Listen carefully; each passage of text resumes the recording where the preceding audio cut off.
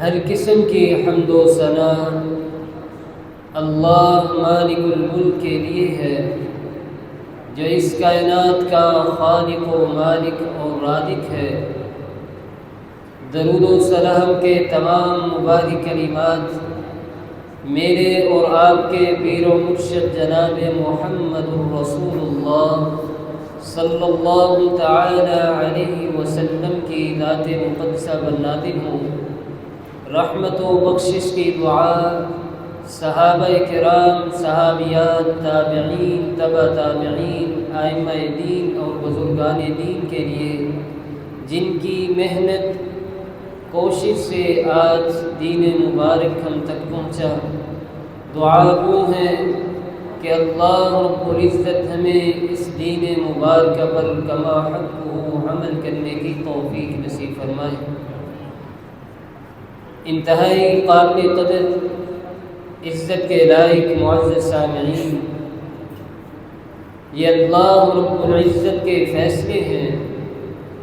کہ وہ جسے چاہتا ہے جس طرح چاہتا ہے پیدا کر دیتا ہے۔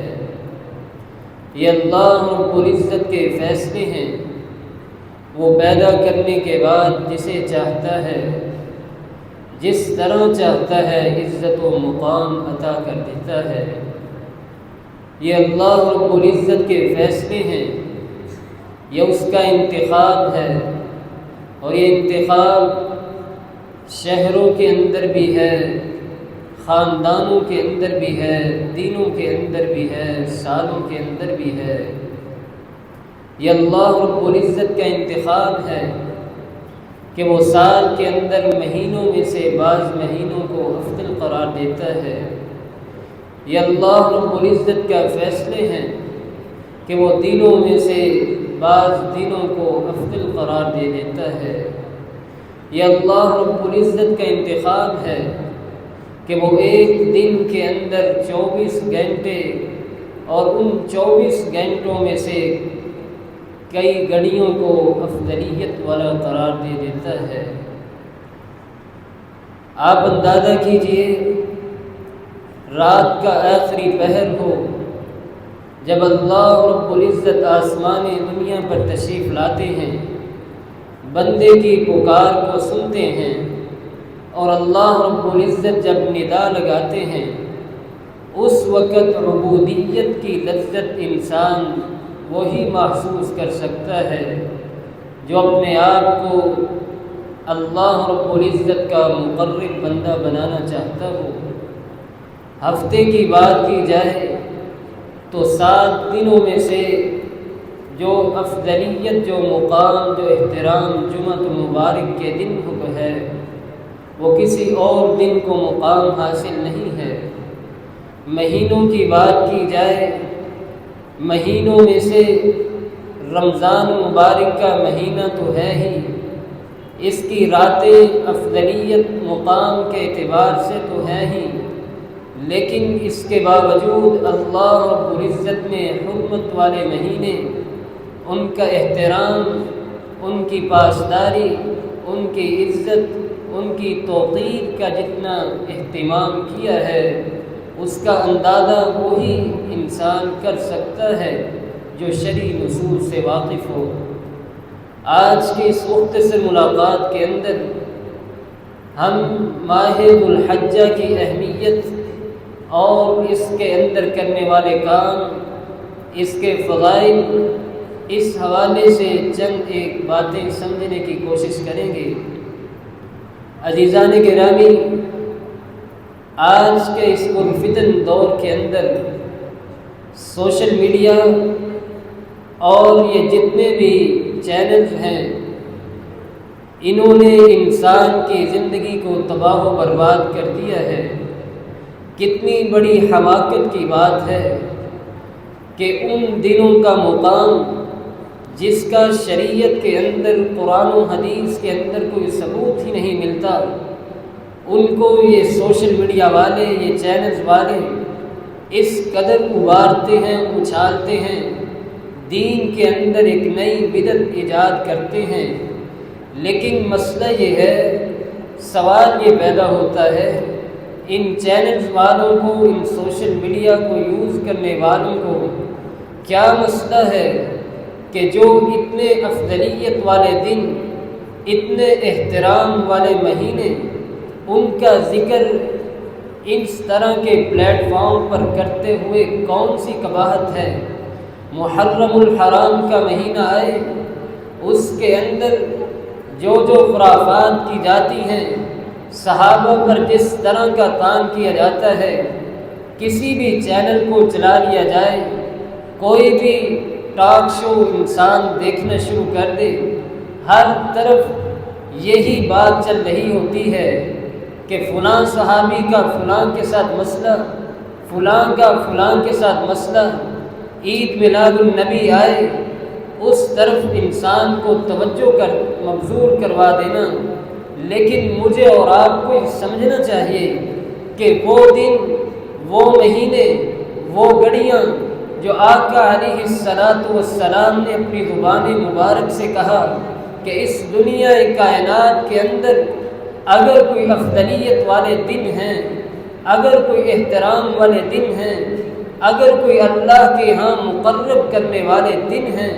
وہ ماہ ذو الحجہ کے ابتدائی 10 ایام ہیں۔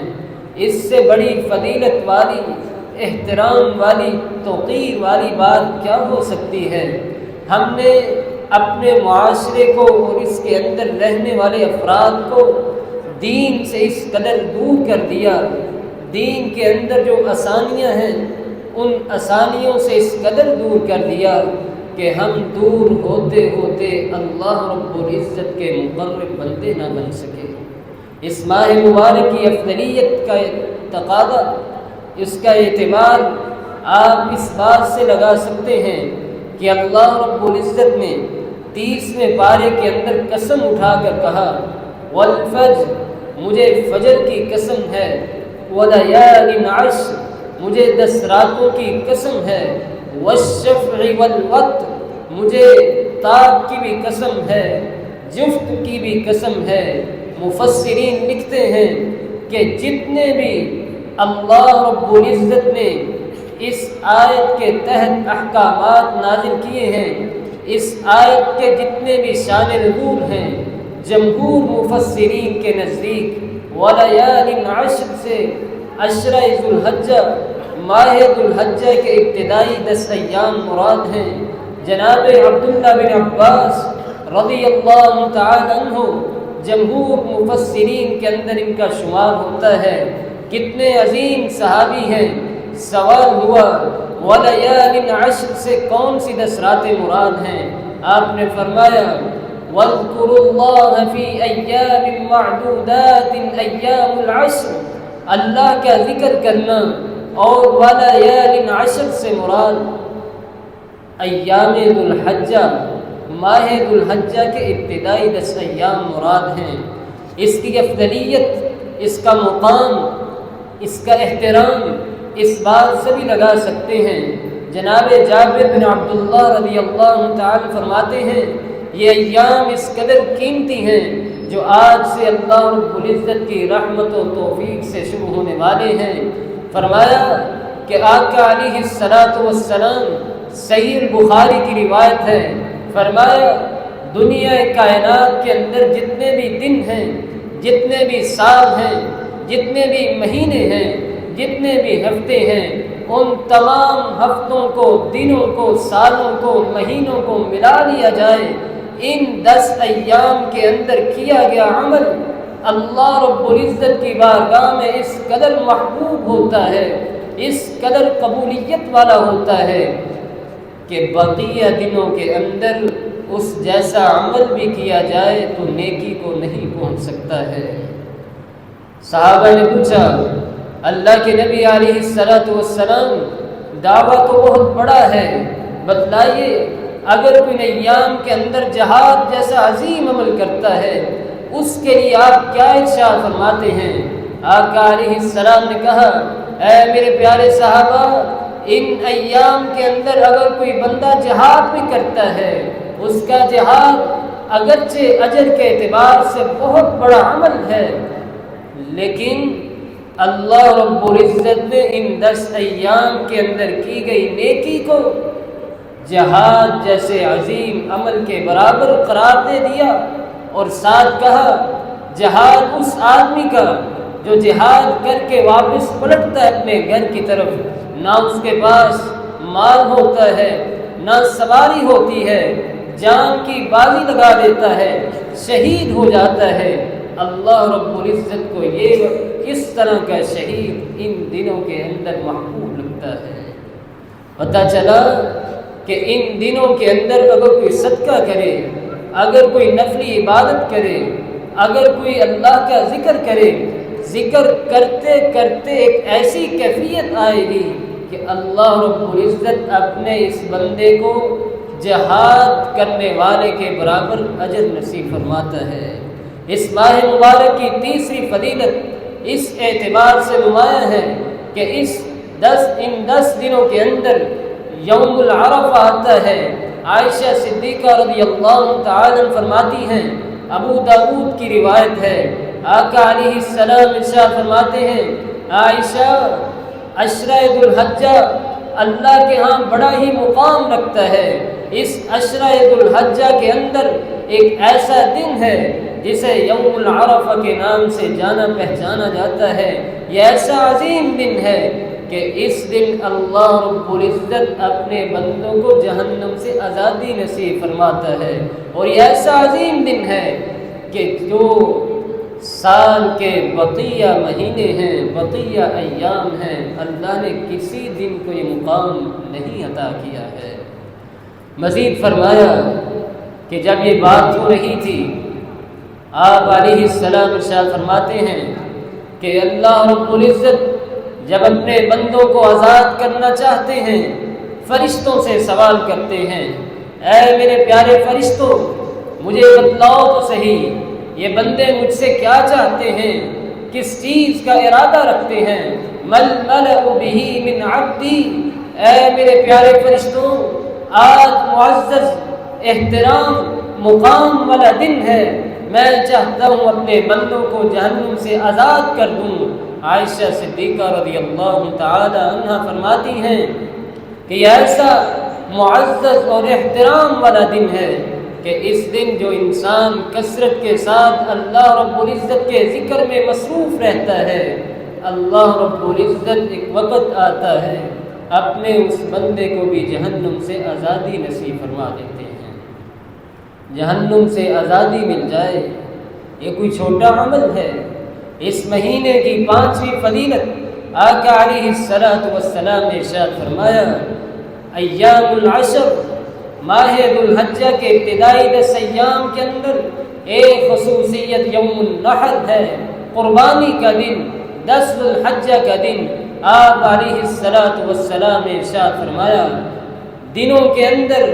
اللہ رب العزت نے یوم النحر اور یوم القر کو بھی بہت زیادہ فضیلت دی ہے۔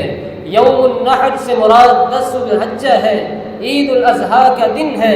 صحابہ کرام نے پوچھا، آقا علیہ السلام بتلائیے تو صحیح یوم القر سے کیا مراد ہے؟ امام عطا بن رباح رحمہ اللہ تعالی عنہ صحابی رسول سے قول نقل کرتے ہیں کہ یوم القر سے مراد 11 ذو الحجہ کا دن ہے۔ پتہ چلا کہ 10 ذو الحجہ کے اندر کیا گیا عمل قربانی کی صورت میں ہو، صدقہ و خیرات کی صورت میں ہو، تکبیرات کی صورت میں ہو، اللہ رب العزت کو تمام دنوں میں سے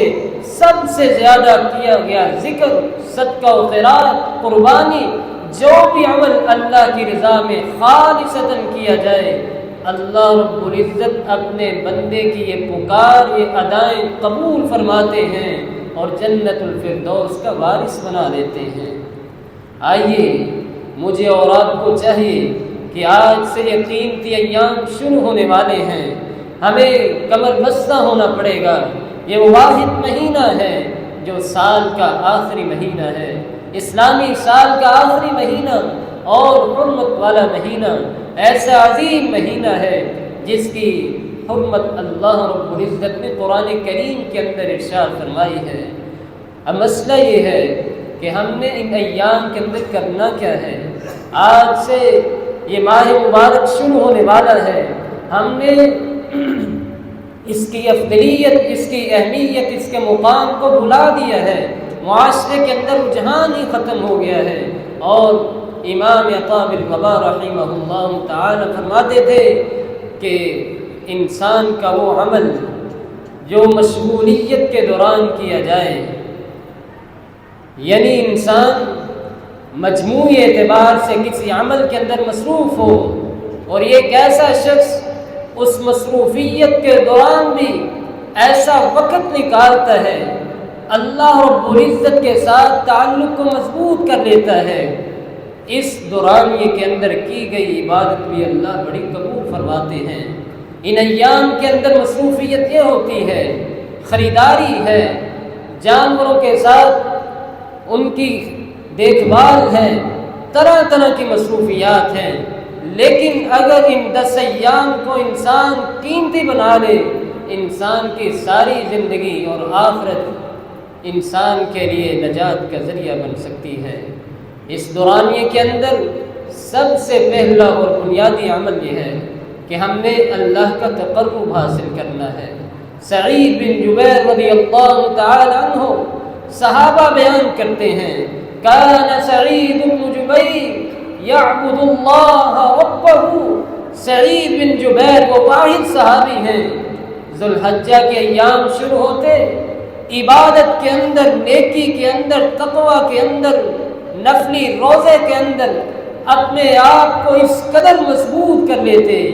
کہ ہمیں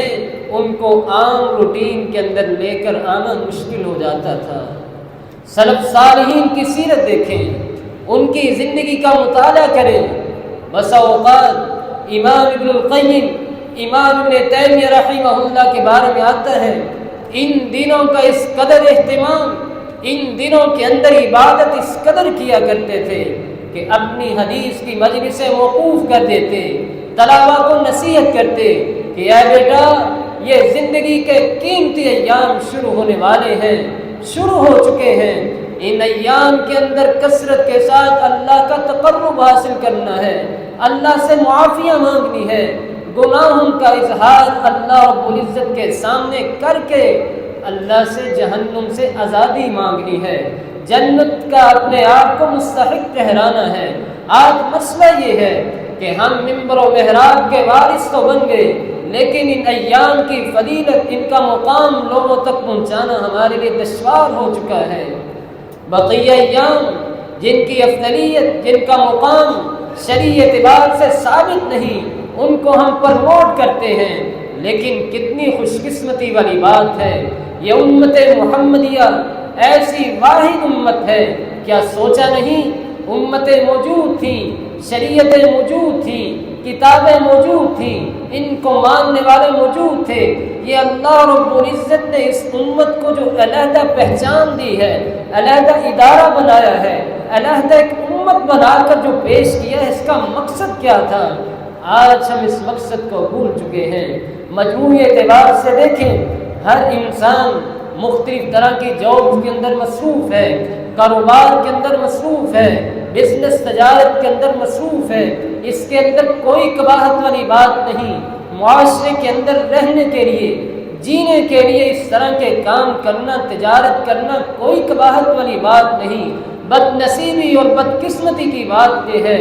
کہ جو امت مسلمہ کو اللہ کے نبی علیہ السلام نے جو مشن دیا تھا، جو کام دیا تھا، جو جاب دی تھی، اس کو ہم نے سراسر نسیہ منسیہ کر دیا ہے۔ قباحت اس میں بھی نہیں کہ انسان مختلف طرح کے تعلقات بنا رہا ہے، کس کس کے ساتھ تعلق قائم کر رہا ہے۔ بد نصیبی یہ ہے کہ جس ہستی کے ساتھ سب سے گہرا اور مضبوط تعلق قائم کرنا تھا، اس ہستی کو ہم نے پیچھے چھوڑ دیا ہے۔ ہماری بدقسمتی ہے کہ ہم نے آقا علیہ السلام کی تعلیمات کو بھلا دیا ہے۔ انسان تنہائی میں بیٹھ کر سوچے تو صحیح کہ زندگی کے اندر اگر یہ 10 ایام انسان کو صحت والی، ایمان والی حالت میں مل جائیں، کس قدر خوش قسمتی والی بات ہے۔ ان دنوں کے اندر سب سے پہلا اور بنیادی عمل یہ ہے کہ ہم نے اللہ کا تقرب حاصل کرنا ہے۔ دوسرا عمل ہم نے اللہ سے رو رو کر معافیاں مانگنی ہے، گناہوں کا اظہار کرنا ہے۔ اور یہاں پر یہ بھی سمجھ لیجئے کہ احادیث میں آتا ہے کہ عشرہ ذو الحجہ کے ایام رمضان مبارک کے آخری ایام سے بھی افضل ہیں۔ امام ابن القیم رحمہ اللہ سے سوال ہوا کہ ایک طرف آیا ہے کہ ذو الحجہ کے ابتدائی 10 ایام افضل ہیں، ایک طرف آیا ہے رمضان مبارک کے آخری عشرے کے ایام افضل ہیں۔ فرمایا کہ عشرہ ذو الحجہ کے ابتدائی 10 ایام رمضان مبارک کے آخری عشرے کے 10 ایام سے بہتر ہیں، اور رمضان مبارک کے آخری عشرے کی راتیں عشرہ ذو الحجہ کی راتوں سے افضل ہیں۔ کیوں؟ عشرہ ذو الحجہ کے اندر ان ایام کو جو فضیلت ملی ہے، یوم النحر کے اعتبار سے ملی، یوم العرفہ کے اعتبار سے فضیلت ملی، رمضان مبارک کے آخری عشرے کی راتوں کو فضیلت ملی، لیلۃ القدر کے اعتبار سے ملی، قرآن کریم کے نزولی کے اعتبار سے فضیلت ملی۔ ہم نے ان ایام کو ضائع نہیں کرنا، بلکہ اپنا لمحہ لمحہ پل پل اللہ کے ذکر کے اندر اپنے آپ کو مصروف رکھ کے گزارنا ہے۔ دوسرا عمل ہم نے گناہوں کی معافی مانگنی ہے کہ اللہ زندگی بڑی گزر گئی، شاید یہ میری زندگی کے آخری 10 ایام ہو، شاید یہ میری زندگی کا آخری مہینہ ہو۔ اے اللہ تو نے مجھے صحت بھی دی، ایمان بھی دیا ہے، طاقت بھی دی ہے۔ اے اللہ میں تجھ سے توفیق کا سوال کرتا ہوں کہ مجھے اب ایسی توفیق نصیب فرما کہ میں نیک اعمال کروں اور ان اعمال کو کر کے تجھے راضی کروں۔ رب اوزعنی ان اشکر نعمتک التي انعمت علی وعلى والدی وان اعمل صالحا ترضاه۔ اے انسان کثرت کے ساتھ اس دعا کو پڑھا کر کہ اے اللہ مجھے نیک اعمال کرنے کی توفیق نصیب فرما۔ ان اشکر نعمتک التي، اے اللہ ایسی توفیق خاص نصیب فرما جس کے ذریعے میں تیری نعمتوں کا شکر ادا کر سکوں۔ وان اعمل صالحا ترضاه، ایسے نیک اعمال کرنے کی توفیق نصیب فرما جن کے کرنے سے میں تجھے خوش کر سکوں، تجھے راضی کر سکوں۔ وان اعبدک من الصالحین، اے اللہ عبادت کرتے کرتے ایک ایسا وقت بھی لے آنا کہ مجھے نیکوکار لوگوں کے اندر شامل فرما دینا۔ آج ہم اللہ کی رحمت سے مایوس ہو چکے ہیں، ہم معافی نہیں مانگتے ہیں، ہم اللہ کی طرف پلٹنا پسند نہیں کرتے ہیں، ہم گناہ کرتے ہیں، نافرمانیاں کرتے ہیں، لیکن اللہ کی طرف پلٹنا، سجدہ کرنا، آنسو بہانا، ہاتھ پھیلانا ہم اپنے لیے شیان شان نہیں سمجھتے ہیں۔ قرآن کریم کی اس آیت کا مطالعہ تو کیجئے۔ قل یا عبادی الذین اسرفوا، کہہ دیجئے اے میرے پیارے بندو، نافرمانیاں بھی کرتے ہو، گناہ بھی کرتے ہو، میرے احکامات کی پاسداری بھی نہیں کرتے، پھر بھی اللہ کہہ رہے اے میرے پیارے بندو، اسرفوا علی انفسہم لا تقنطوا من رحمت اللہ، مجھے پتہ ہے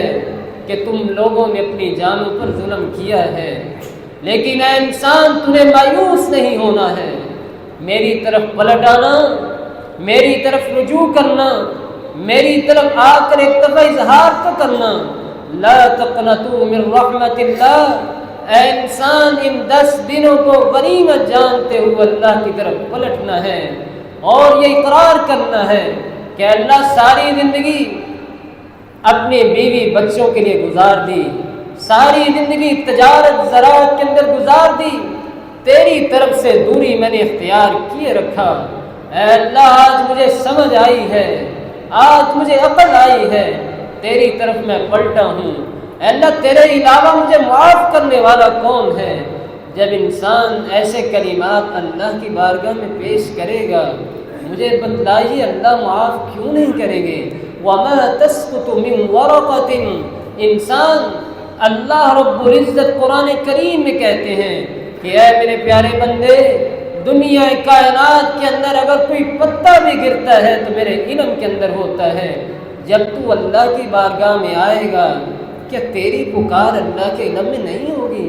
تیرے آنسو اللہ قبول نہیں کریں گے، تجھے معافی اللہ نہیں دیں گے، تیرے گناہوں کو اللہ رب العزت کیوں نہیں معاف کریں گے؟ مسئلہ یہ ہے کہ ہم نے اللہ کی طرف پلٹنا چھوڑ دیا ہے۔ آئیے قرآن کریم کی اس آیت کو بھی دیکھیے، مایوسی چھوڑیے، من عمل عملا صالحا فاولئک الذین یبدل اللہ۔ ساری زندگی گناہوں میں گزر گئی، ساری زندگی گناہوں میں گزر گئی، ایک وقت آیا اللہ نے توفیق دی، عمر 70 سال، ساری زندگی گناہ، شراب، زنا، فحاشی سب کچھ کیا، آخری وقت آیا ہے اللہ کی طرف پلٹ آتا ہے۔ اللہ یہ نہیں کہتے اے میرے پیارے فرشتوں اب 70 سالہ زندگی کے گناہوں کو مٹانا شروع کر دو، نہیں، فَأُولَئِكَ الَّذِينَ يُبَدِّلُ اللَّهُ، اللہ کی اپنے بندے کے ساتھ محبت، شفقت، احترام اس قدر ہے، اللہ کہتے ہیں میرے پیارے فرشتوں اس کی 70 سالہ زندگی کے سارے گناہوں کو بھی نیکیوں کے اندر تبدیل فرما کر جنت الفردوس کا وارث بنا دو۔ آئیے اللہ کی طرف ان ایام میں پلٹیے، رجوع کیجیے۔ تیسرا عمل، ہم نے ان ایام کے اندر کثرت کے ساتھ تکبیرات کا اہتمام کرنا ہے۔ امام بخاری رحمہ اللہ لکھتے ہیں کہ جناب ابو ہریرہ رضی اللہ تعالی عنہ، عبداللہ بن عمر رضی اللہ تعالی عنہ کان یذهب الى السوق، بازار کی طرف نکلتے، اونچی اونچی آواز میں تکبیرات بلند کر دیتے۔ ایک وقت ایسا آتا بازار کے لوگ آپ کی تکبیرات کو سن کر ان کے ساتھ شامل ہو جاتے۔ اللہ کی حمد کثرت کے ساتھ بیان کرنی ہے، اللہ کی بڑائی کثرت کے ساتھ آج سے شروع کر دینی ہے۔ نمازوں کے بعد چلتے پھرتے جب بھی موقع ملے کثرت کے ساتھ تکبیرات کا اہتمام کرنا ہے۔ تکبیرات کے کئی طرح کے کلمات ہیں، لیکن جمہور کے نزدیک اللہ اکبر، اللہ اکبر، لا الہ الا اللہ، اللہ اکبر، اللہ اکبر وللہ الحمد، کثرت کے ساتھ اللہ رب العزت کی تکبیر، اس کی حمد، اس کی تحمید بیان کرتے ہوئے ایام کو گزارنا ہے۔ چوتھا عمل، آقا علیہ الصلاۃ والسلام نے ارشاد فرمایا کہ ان ایام کے اندر جسے اللہ رب العزت توفیق دے حج بیت اللہ کا قصد کرے۔ حج زندگی کے اندر ایک بار صاحب استطاعت پر واجب ہے، کرنا چاہیے۔ ان ایام کو فضیلت اس اعتبار سے بھی ملی ہے کہ ان ابتدائی 10 ایام کے اندر حج جیسے عظیم فریضے کو سر انجام دیا جاتا ہے، لیکن بدقسمتی ہے، بدنصیبی ہے، کس بات کو بیان کیا جائے۔ اتنی مہنگی اور عظیم عبادت آج سب نے سوشل میڈیا کی نظر کر دی ہے۔ کیا ہے کہ ایک وقت ایسا آن پہنچا ہے، فتنے اس قدر رونما ہو چکے ہیں، یہ ایسا انسان، احمق انسان، اے انسان تجھے تو سجدے سے سر اٹھانا نہیں چاہیے۔ لوگوں کی زندگیاں گزر جاتی ہیں پیسے اکٹھے کرتے کرتے کہ میں نے حج کرنا ہے، تجھے اللہ نے توفیق دی، تو گھر سے نکلتا ہے، تیرے موبائل پہ تصویریں شروع ہو جاتی ہیں، تو حرم میں پہنچتا ہے، تیری سیلفیاں شروع ہو جاتی ہیں، تو سر منڈواتا ہے، حلق کرواتا ہے، تصویریں شروع ہو جاتی ہیں، حرم کے سامنے بیٹھ کر ہاتھ پھیلاتا ہے، تصویریں تیری شروع ہو جاتی ہیں۔ مجھے بتلا تیرا یہ عمل کیا اللہ رب العزت کی بارگاہ کے لیے،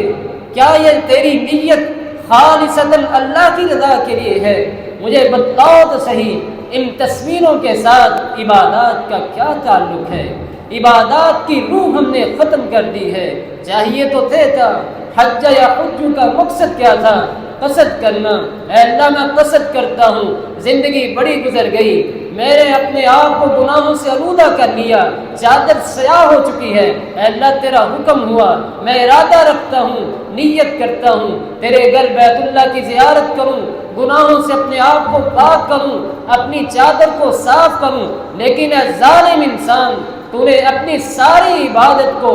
تباہ و برباد کر دیا ہے۔ اور شرم آتی ہے کہ آج یہ سننے کو ملتا ہے کہ نئی نئی شادی ہوئی تھی، سوچا دبئی کیا جانا، عمرے کے لیے چلے جاتے ہیں۔ اے احمق انسان، تو جاتے جاتے یہ ساتھ کیوں کہتا ہے؟ تیری نیت یہ کیوں ہوتی ہے کہ میرے عمرے کے سفر کے دوران دبئی کا واپسی کا سفر بھی شامل کر لے، یا جاتے جاتے میں پہلے دبئی جاؤں گا پھر عمرہ کر کے واپس پلٹوں گا۔